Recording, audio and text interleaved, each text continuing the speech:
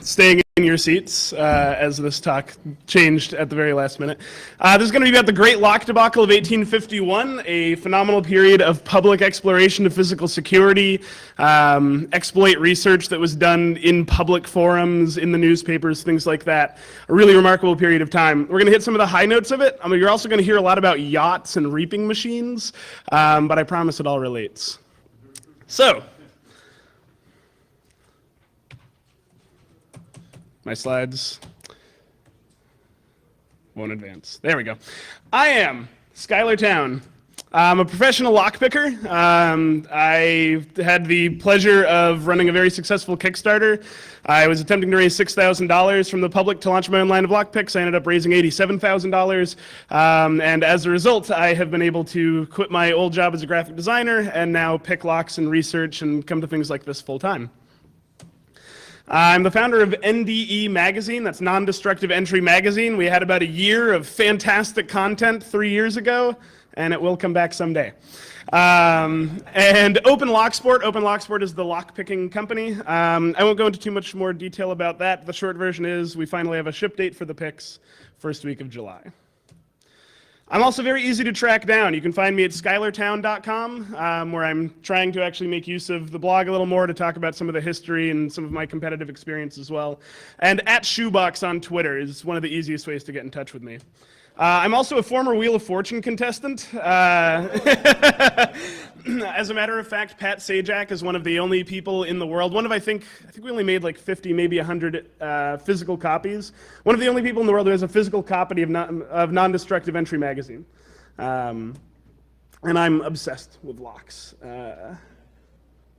Case in point, I installed a mini mill in my bedroom. Specifically so that I can make cutaways of locks and work on different tools and things like that. Two quick recommendations if you're ever installing a mini mill in your own bedroom.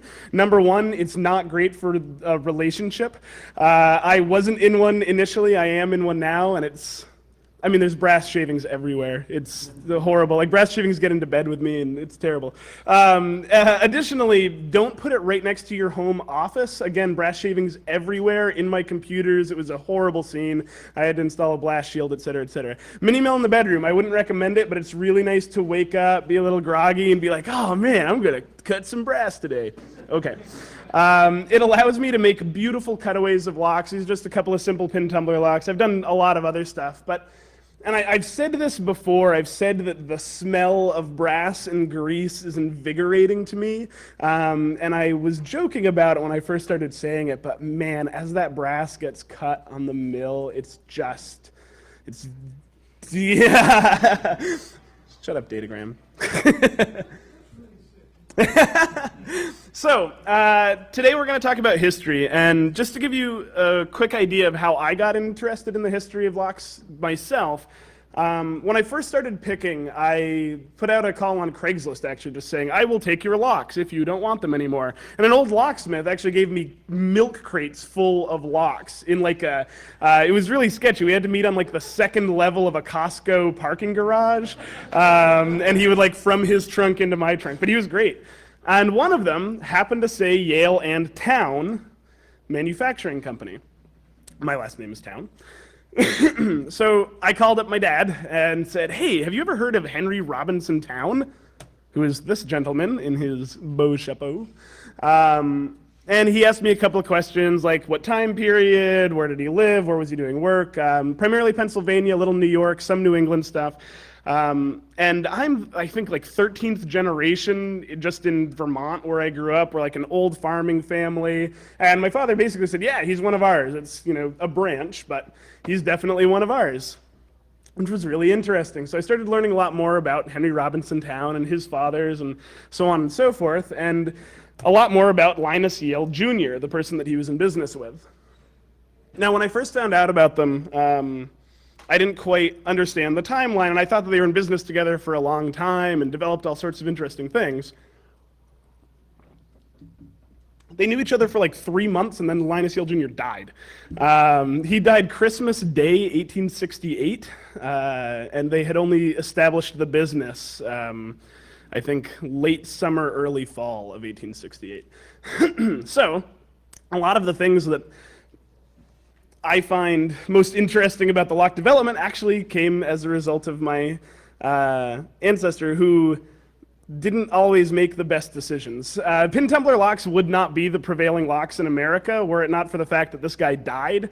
Despite him being the progenitor of the modern pin tumbler lock, he genuinely believed that any lock that took a key could not be perfectly secure, and had begun work on many other things when he passed away. And then Henry Robinson Towne, savvy businessman, said, "Aha, pin tumbler locks for everyone!" And then that's what we had for the next 150 years. Okay, so a lot of what I'm going to talk about today has to do with this man, Alfred Charles Hobbs, of whom beard I am jealous. He was a lock designer, a lock picker, would go on to do all sorts of other things. I'm going to talk quite a bit about him and his history. But first, I want to set the stage for the period of time that I'm talking about in general. Everything was going on at the Great Exhibition of 1851. This is the Crystal Palace, which at the time was one of the most remarkable architectural achievements ever carried out. It was kind of a modern wonder of the world at the time. All glass and enormous, and it kept around for a very long time. I found records about a decade later of an English club team, soccer, who were FC Crystal Palace. It was made up of the groundskeepers of the Crystal Palace a decade after the exhibition had happened. So they kept it around for an incredibly long time. My friends and I often joke that foreign countries might not even exist. We get on a plane and we get off and everybody's talking funny. I've never been to England. It's probably still there. I know nothing about that. My actual knowledge on the subject is incredibly narrow. So I'm going to talk about agricultural implements and yachts. I know nothing about any of them. I'm just here to tell you some stories. So, when the exhibition first kicked off, the papers ripped us apart. Quick quote. This is from the Times of London. "If the Americans do excite a smile, it is by their pretensions. Whenever they do come out of their province of rugged utility and enter into competition with European elegance, they do certainly make themselves ridiculous. Their furniture is grotesque, their carriages and harness are gingerbread, their carpets are tawdry, their patchwork quilts surpass even the invariable ugliness of this fabric. Their cut glass is clumsy, their piano sound of nothing but iron and wood. Their bookbinding is that of a journeyman working on his own account in an English market town. Their daguerreotypes are the sternest and gloomiest of all daguerreotypes. Their printed calicos are such as our housemaids would not think it respectable to wear. Even their ingenuity, great as it is, becomes ridiculous when it attempts competition with Europe. Double pianos, a combination of a piano and a violin, a chair with a cigar case in its back, and other mongrel constructions belong to a people that would be centaurs and mermen if they could, and are always rebelling against the trammels of unity." To which I say, yeah! I would be a centaur in a heartbeat if I could. So we really were ripped apart in the weeks leading up to the Great Exhibition. I have many more long, ridiculous quotes about how much they hated us. The idea, though, was, I'm going to go back to that for right now. The idea, though, really was that we were not really yet long separated from the mother country, and they had no idea if we were any good at anything. They assumed us to be bumpkins. We had an enormous space at the Great Exhibition where America, unlike almost every other nation there, the state, the government of America, had nothing to do with the presentation of the exhibits. Everything there was presented purely on the money, et cetera, presentation skills of the individual engineers and artists and presenters. However, somehow we got an enormous amount of space, and we barely filled it. There was very little actually in there, to the point that France just started taking over a section of our area and presenting a bunch of French stuff in the American section. It was. I wish that there were images of the time. I wish that there were phenomenal photographers, because there's this great description of this enormous gilded eagle that was over our exhibition, glaring at other nations. It's talked about how aggressive and angry it is. But America, man, yeah, okay. So they basically said, you guys don't know what the hell you're doing. Welcome to the party, idiots. And we said, oh, thanks for having us at your party. Let us show you some of the stuff that we brought. So, in agriculture, this I think might be a reaping machine, and I have no idea what's going on in this illustration. But the first big test of American engineering were the agricultural tests. And so we had a great plow and a couple of interesting reaping machines. So the first test took place at some farmer's estate, whose name I can't remember. They came up there with the plows, and farmers and newspapermen had been coming around and looking at the American plows in the exhibition and saying, that sure is one tiny plow you got there. Even if it could cut the ground, which we doubt, as soon as it hits a rock, it's going to shatter. Good luck. So we go up there. Everybody's plowing. The British are plowing. We get out there to plow. Mwah. Oh, it's phenomenal. One horse tows our plow. There's some guy standing on the back of the plow. The one horse thing I think is actually really important, but again, I don't know how any of this works. But it's a big improvement from what the British were showing. And we cut these beautiful rough-hewn furrows, to which the judges say, your furrows are too rough. They could be much cleaner, like our lovely British plows. To which the British farmers say, no, if they're too clean, we have to re-break them as we're planting. We will buy all of your plows, nice American man. And they bought up a ton of plows. The British farmers were now using American plows. And there's this slight tone shift in the newspaper saying, looks like those idiots know how to do one thing. Good for them. Clear paraphrasing, the Victorians were both verbose and incredibly eloquent. Reading Victorian-era source records is just inspiring, except that they're saying horrible things about us most of the time.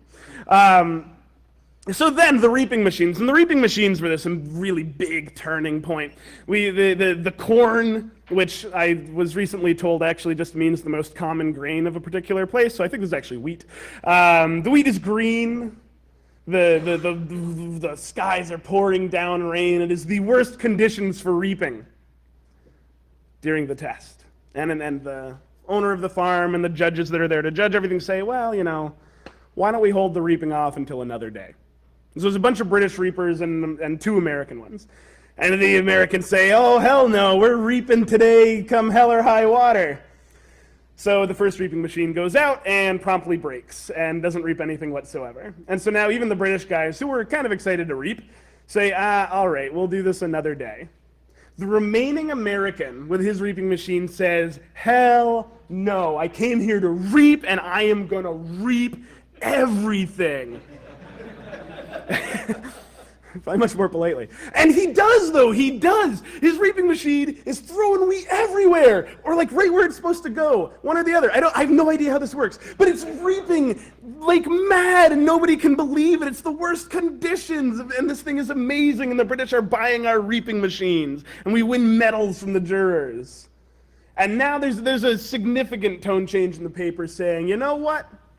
Maybe their art sucks. Maybe they're idiots in the sciences, but they have an entire continent they need to plow and reap, so it would be good of us to pay attention to what they have achieved in agriculture. Very nice of them. But then the yachts. Now the yachts. So, quick preface. People were actually paying attention to this yacht. This is the actual yacht this time. I have a semblance idea of what's going on here.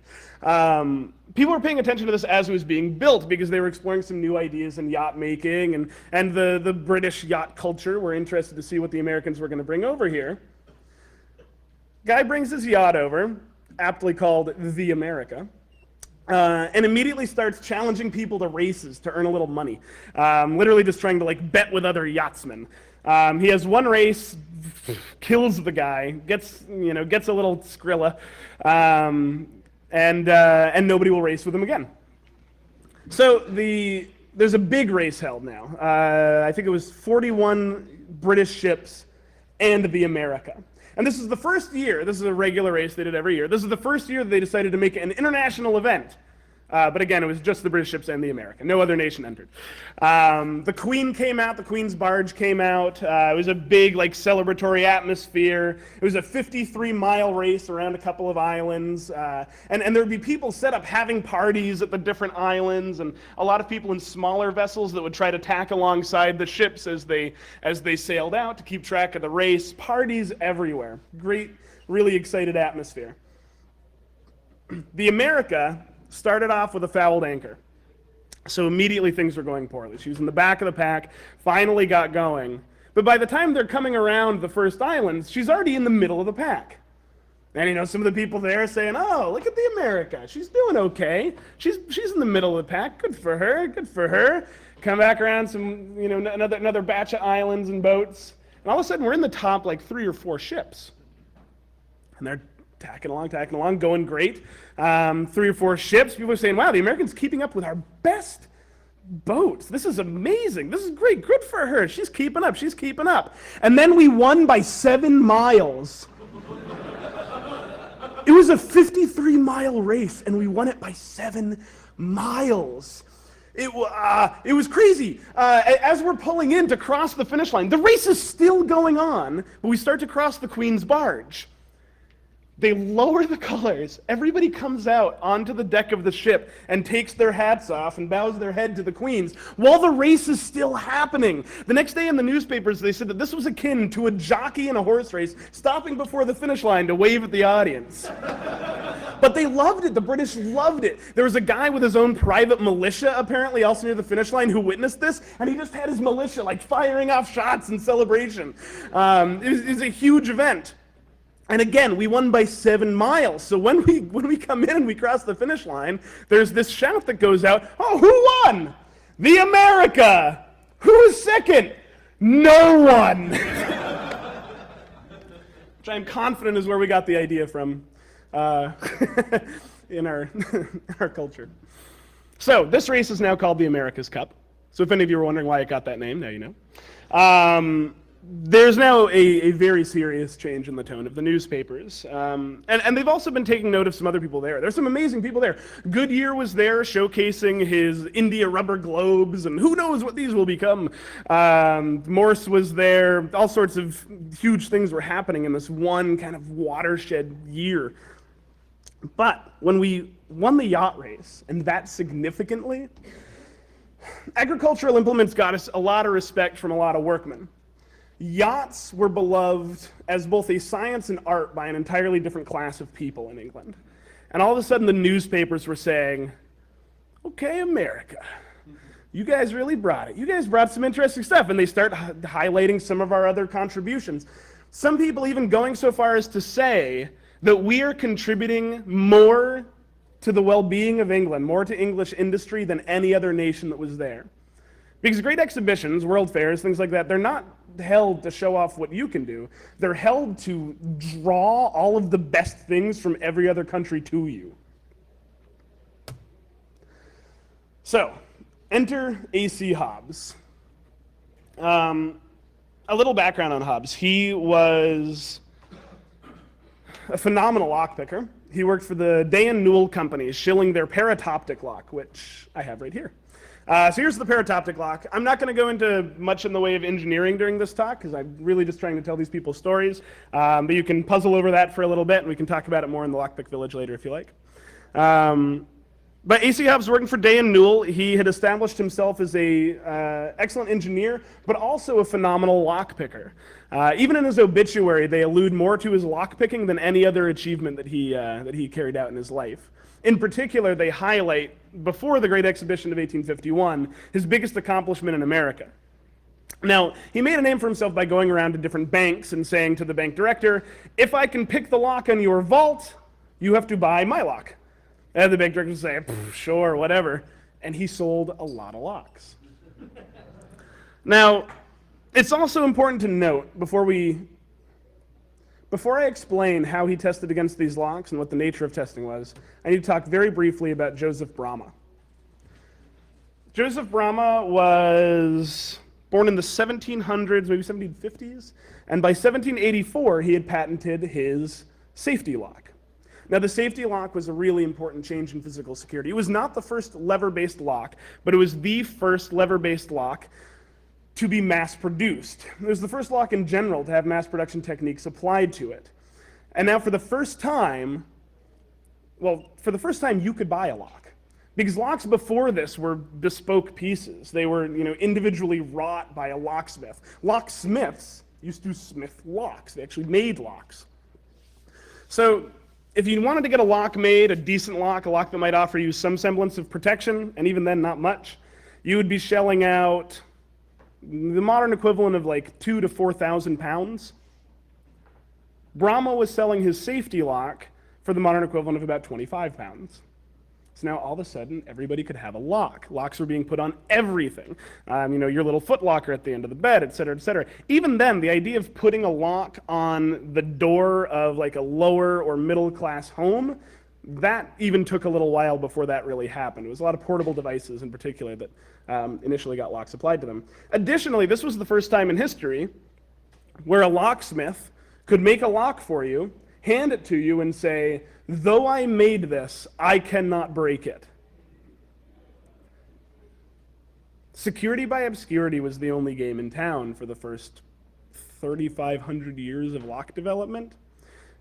If you made the lock, you knew how to open it, and the person that you made the lock for just had to trust that you weren't going to, nor that you were going to share the secret of that. This is his safety lock. This is a vault version of it with many, many, many, many tumblers.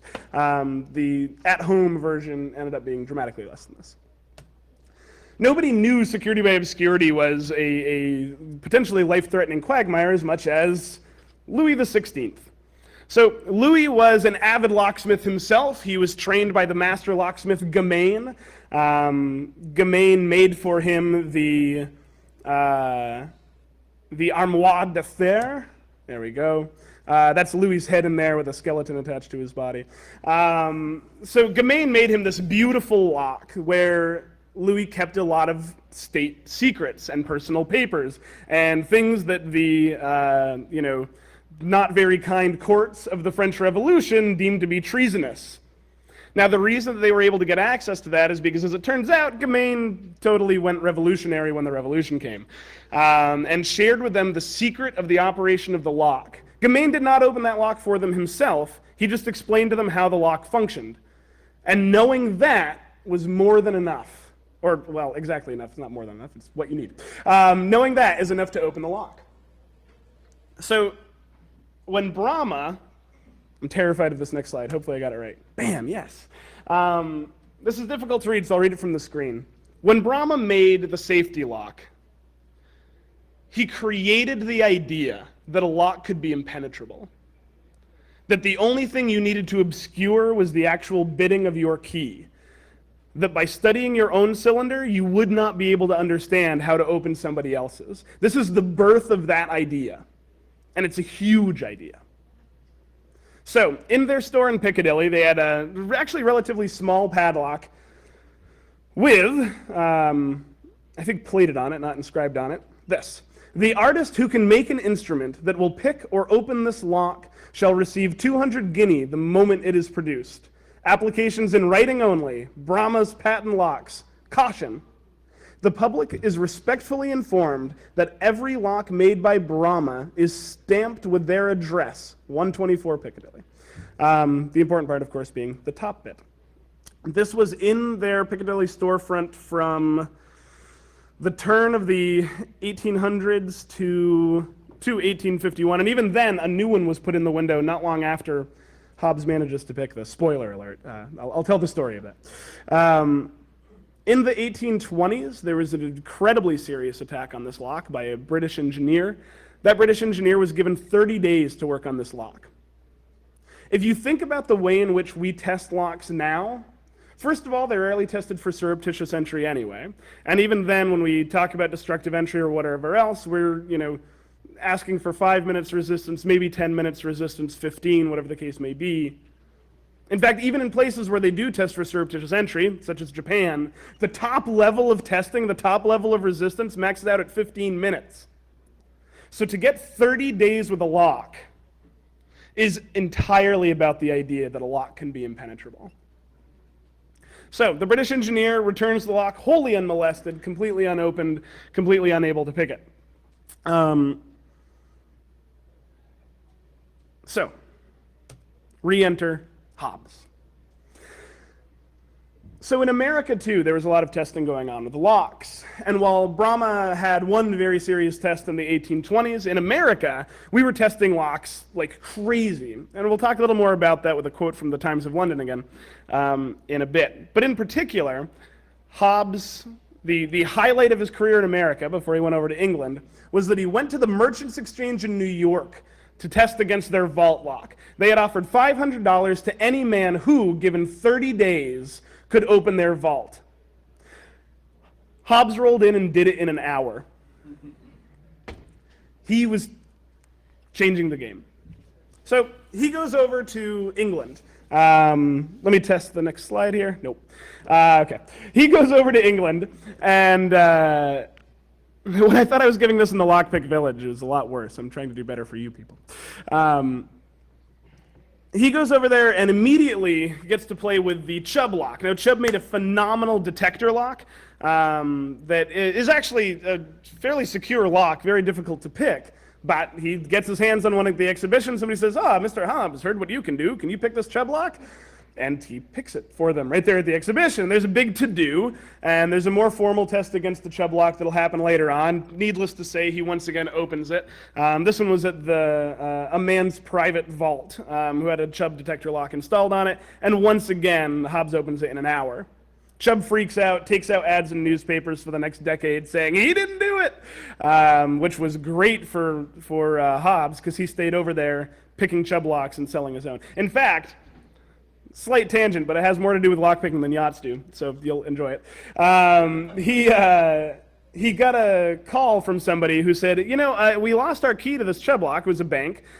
We desperately need to get inside of the vault. We went over to Chubb, and they said they could not make a new key for us or possibly get into the vault. Can you help us? So he sent out one of his boys to go and make measurements of the vault, came back, gave him all of the measurements. He shows up with his tools, opens it in under an hour, takes and sells them, a Hobbes lock, which is now what he's calling the paratoptic lock that Day and Newell made. He moved to England and just started selling the paratoptic lock, calling it the Hobbes lock, and made his fortune over the next 15 years. The Day and Newell company, however, folded over here in America. So, but the real test was against the Bramah, and Bramah also handles this a lot better. Where Chubb flips out, taking out ads in newspapers, showing up to mechanics institutes and saying that it never happened and trying to get another test going, etc., etc. Bramah, upon being defeated, paid up that 200 guinea. So, Hobbes goes over and says, I would like to test on the Bramah lock, the Piccadilly one. He has the absolute ideal conditions for working there. Absolutely ideal. They mount it in a wooden block for him so that it's unmovable. He has access to his tools. Again, he gets 30 days to test against this lock. Of those 30 days, he worked about 14 of them. Of those 14 days, he had about 51 hours actually working with the lock. After 51 hours, and especially when we look at the other things that he had managed to accomplish before this, it took him 51 hours to finally defeat this lock. But he did. And once defeated, he had been able to design a tool that would allow him to rapidly reproduce the attack. So the jurors noticed that it was open. He locked it for them. A couple of days later, they reconvened, and he picked it right in front of them and closed it again. So the 51 hours was basically research time to build a tool. The Hobbes pick is actually nowadays more often referred to as the 2-in-1 pick and is still what people use to pick lever locks today. Not much has changed in the last 150 years. Bramah, to their credit, not only pay up, but additionally update a lock and put a new one in that Piccadilly window within the month with the same inscription on it. They handled it famously. So, this moment was a phenomenal change in both the British and American senses of self-esteem, though it was kind of like that. In particular, from a newspaper in America, I can't remember what one. America still adds to her laurels in England. In addition to making the fastest yachts, the best plows, the most serviceable reaping machines, etc., she can now boast of outdoing the world in picking locks. The distinction is of somewhat questionable character. Generally, the persons who have been most expert at this business have not enjoyed the highest degree of respect and confidence of society at large. Nationally, however, the prejudice does not seem to obtain. England seems to think just as much of us, and even a little more, although we have beaten her in everything and picked her locks besides. Yeah. That sentence for me. Like, if I ever write a book, it'll probably be in picked her locks besides. In England, this was actually only about a week after the yacht race finished that word of what Hobbs had done started reaching the press. So we were already finally fairly well respected. Nope, that one. This is a long one. I'm going to interrupt it. Try not to read too far ahead. We believed before the exhibition opened that we had the best locks in the world, and among us, Brahma and Chubb were reckoned quite as impregnable as Gibraltar. More so indeed, for the key of the Mediterranean was taken by us. But none among us could penetrate into the locks and shoot the bolts of these makers. In this faith, we had quietly established ourselves for years. And it seems cruel at this time of day, when men have been taught to look at their bunches of keys and at their drawers and safes with something like confidence, to scatter that feeling to the winds. Yikes. This next section, though, illustrates what was great about what was happening in America at the time and what would go on to be adopted by the British for the next generation or so. The mechanical spirit, however, is never at rest, and if it is lulled into a false state of listlessness in one branch of industry and in one part of the world, elsewhere it springs up suddenly to admonish and reproach us with our supineness. Our descendants on the other side of the water are, every now and then, administering to the mother country a wholesome filial lesson upon this very text. And recently, they have been rubbing us up with a severity which we perhaps merited for sneering at their shortcomings in the exhibition. While we have been relying implicitly upon the artful arrangement of tumblers and such-like devices, they have been carefully developing their ingenuity in picking and opening locks. A man makes a lock, and he brings it to a mechanics institute in New York, with a certain sum of money secured by it, which sum becomes the property of the successful operator, who can shoot back the bolt of the new contrivance.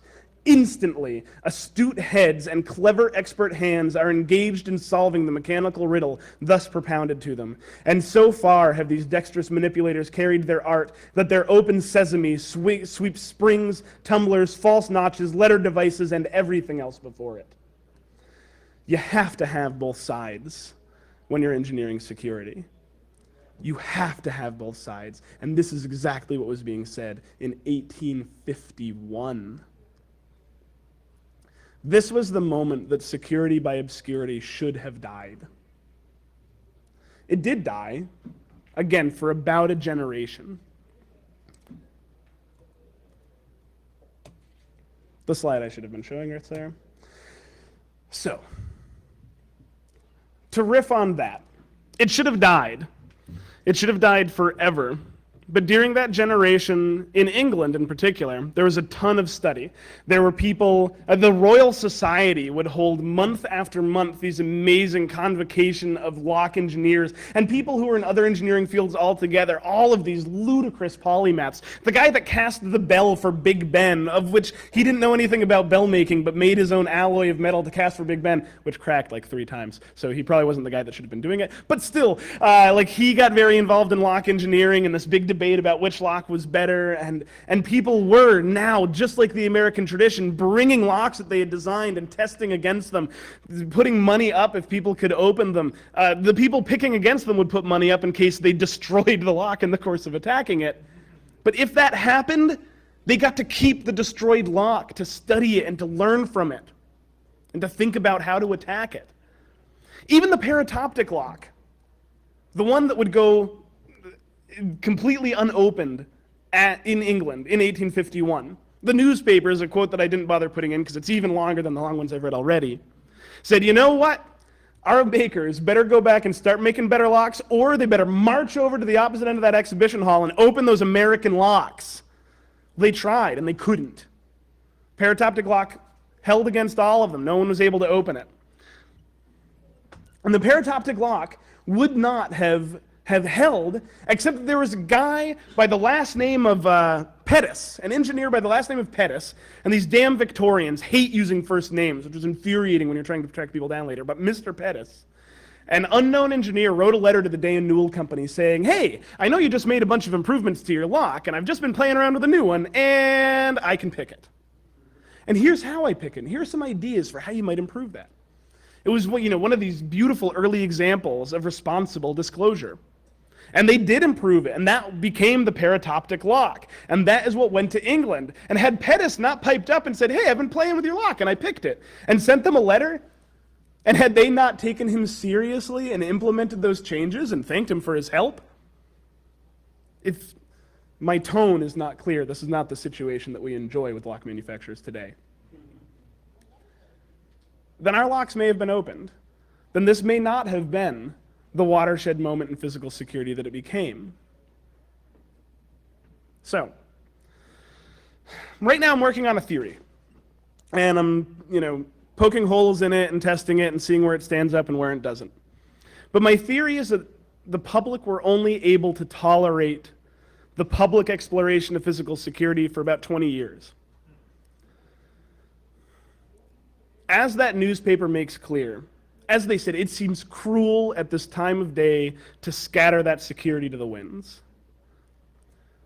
For 70 years, for 3 generations, and for the first time in the history of locks, everyday people were buying locks and were believing that they were impenetrable. They had secured their entire lives by locks. So when you then say to them, ooh, our bad, turns out that entire idea is faulty.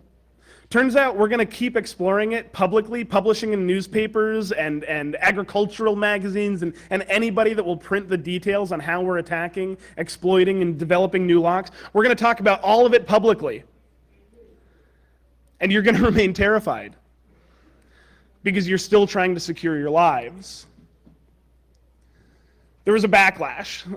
There's a probably too often quoted line of Hobbes talking about how, well, of course we're going to continue studying publicly because the thieves and rogues will always have this information before us.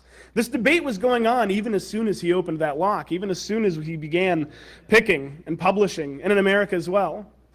But the tide turned.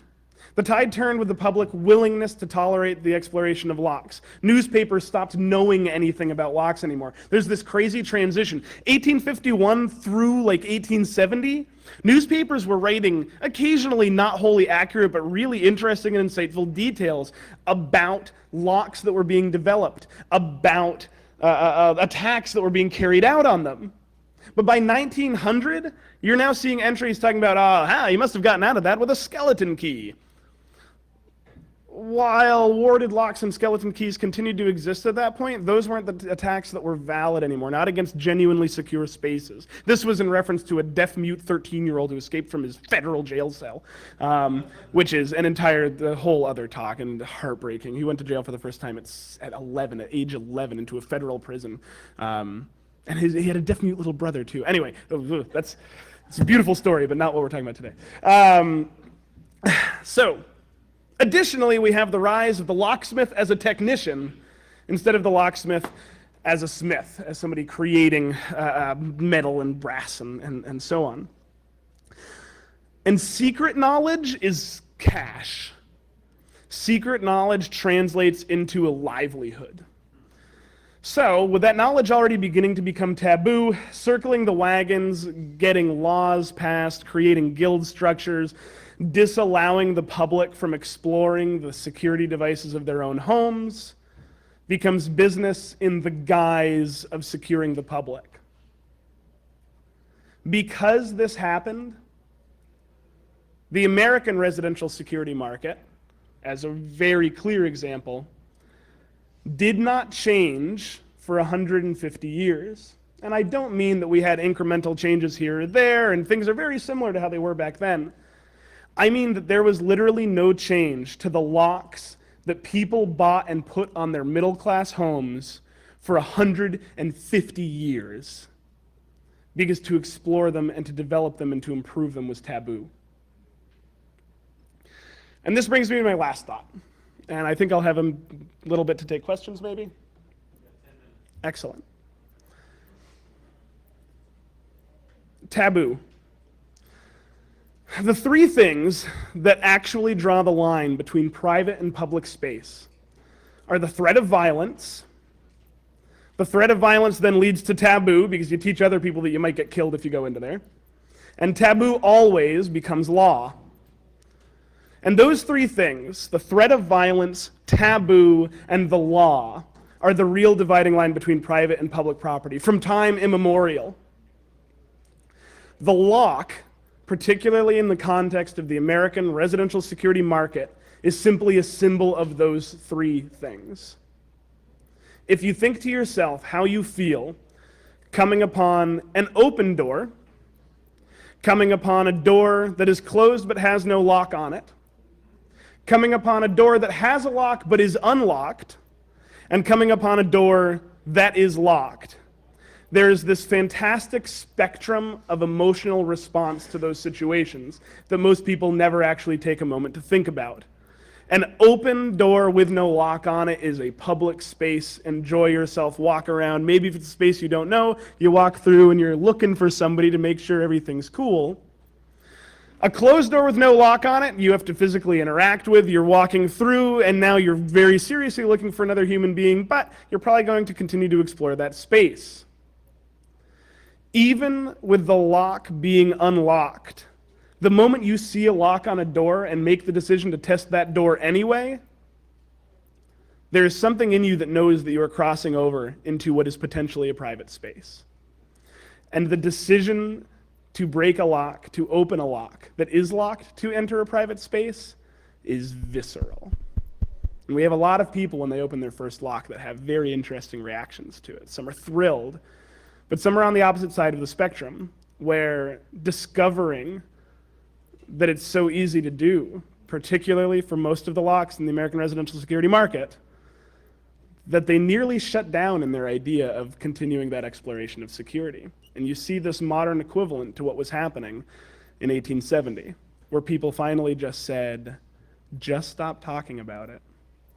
We just want our locks. We just want to continue living in our secure world. Please stop talking about it. And you can see that reaction even with people today. So the big change, 150 years, in 2007, the residential security market actually changed for the better. There are a lot of problems with the lock, but a guy named Walt Strader looked at the pin tumbler lock that his company was producing that was horrible, it was the laughingstock of the industry, and said, hey, we ought to make another lock. Which rarely happens in the security market. Medico have never changed the basic concept of their lock. They've added things, they've changed things here or there, but the basic idea has remained the same forever. Multi-lock iterate faster than almost anybody in the industry, but even then, their primary locking concept has remained the same since they made their first lock. Walt making the decision to make a new lock was huge, and thank goodness somebody did it. There's still problems with the lock, I won't go into that, but those are the ideas. We had this amazing moment in time where we were not only allowed, but encouraged and celebrated to explore the security of the world around us in a public and open way, and it slipped right through our fingers.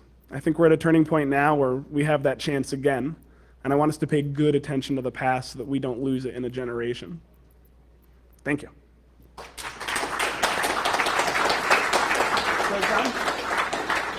Any questions? Yes, sir. I've done a little bit of research on locks for a friend, and we're curious as to the best lock. Is the Medico, or is that the best? Not really. So it depends on your security situation. You have to keep in mind the idea of total security. So the cylinder on your door, There's an attack in Russia, and the really creepy video of a woman teaching a bunch of school children to do this, where their doors are such thin sheet metal that you can literally take a can opener and just cut the lock away. Honestly, in general, especially if it's a residential situation, I would very seriously think about the level of security you want in that cylinder compared to the level of security that consumes the rest of your home. Medico do make a fine product. They've had some problems. The far end of this answer is Abloy ProTech with a Drum Gemini shield over it. And you can ask us more about that later on. But that would be a badass solution for your home. Sorry to interject. No, go ahead. We have these locks in Lockpicking Village if you'd like to see how they work. Yeah. What the difference is between this and shit locks. Yeah, definitely come over, particularly to the high and mid security section, and chat to some of the folks who have stuff there, because there's some gorgeous locks from all over the world there. Yes, sir. Have you ever heard the story that Brahma was actually happy that Hobbs picked his lock? Because for many, many years, nobody bought a new lock. And as soon as he did, they came out with the newest lock. And they were selling it to replace their old lock. And that was a very good financial situation for them. I love that idea. I would love to, if you have any reference to that whatsoever. Oh, actually, let me put this out there. Again, you can find me in various places. I am trying to gather researchers to me to help me mine some of this stuff. If anybody is interested in that, please drop me a line. I've had some amazing people dig up some wonderful things so far. I'm putting as much time into this as I can right now, but it's going to be a little while before I can devote myself full time to it. That's phenomenal. I honestly wouldn't even doubt that. So Brahma, unfortunately, was dead by the time this happened, but his sons, the additional Brahmas, genuinely handled this with such grace and passion for making a new lock. Oh my God, and I have a lot more. I have this huge man crush on Linus Yale Jr. right now. I can talk your ear off about some of the amazing things about him, but anyway, any other questions? Thank you all so much. Come hang out with us in Lockpicking Village. Hope this was interesting. Thank you.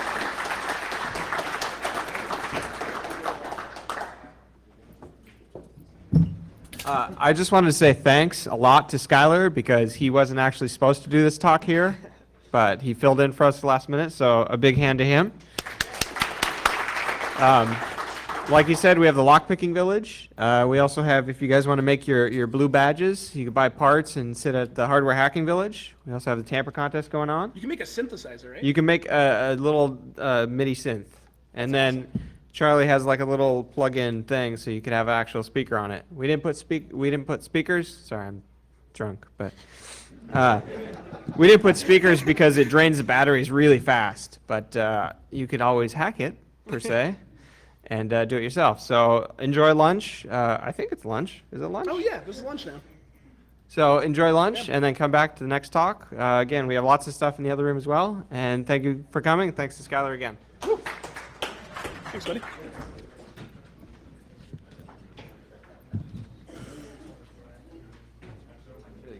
Thanks, man. Appreciate it.